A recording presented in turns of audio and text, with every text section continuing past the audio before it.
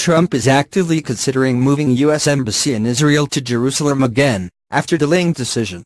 U.S. Vice President Mike Pence has said President Donald Trump is actively considering moving the U.S. Embassy in Israel from Tel Aviv to the more controversial location of Jerusalem. The idea to move the embassy had been in discussion back in June, but was postponed when Mr. Trump signed a waiver to keep it in Tel Aviv. Mr. Pence said the only questions now are when and how to move the embassy despite the ongoing issues of Palestinian and Israeli control of the holy city of Jerusalem.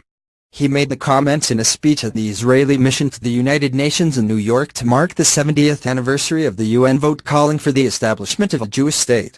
The likely reason Mr. Pence has commented on the issue now is that the waiver Mr. Trump signed in June is coming up against a deadline next month to either extend the waiver, as predecessors have done in order to avoid adding more fuel to the fiery tensions in the region, or go through with the move.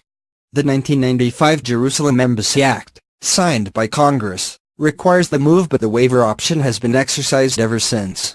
When the act was signed, then Israeli Prime Minister Yitzhak Rabin did not have a full-throated support for the move. Former U.S. Ambassador to Israel Dan Shapiro, who served in Senator Dianne Feinstein's office at the time, commented on Twitter that Mr. Rabin didn't want it forced when it could disrupt the overriding strategic goal of completing successful negotiations with the Palestinians.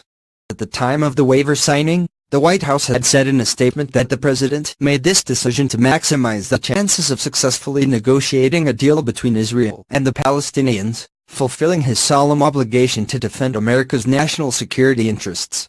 Mr. Trump named his son-in-law and White House advisor Jared Kushner as one of the main brokers of a peace deal between Israel and Palestine.